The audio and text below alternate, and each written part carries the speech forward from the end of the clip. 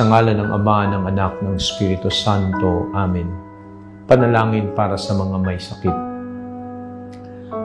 Ama naming mapagmahal, hinihiling namin ang kagalingan para sa lahat ng mga kapatid naming dumadaan sa anumang klase at uri ng sakit. Katawan, espiritual, pinansyal, emosyonal, mental. Patuloy mo silang samahan at patuloy mong ipagkaloob sa kanila ang kagalingang matagal na nilang hinihiling.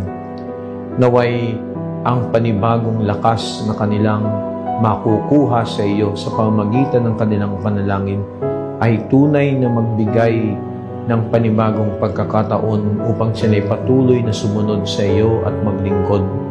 Patuloy mo silang basbasan sa kabila ng mga sakit at hirap na kanilang pinagdadaanan.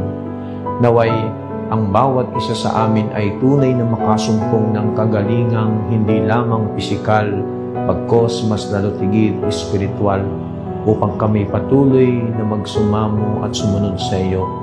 Ito ang siyang aming samantalangin sa ngalan ni Kristong anak mo na siyang tagapagpagaling. Amen. Sa ngalan ng Ama at ng Anak, ng Espiritu Santo.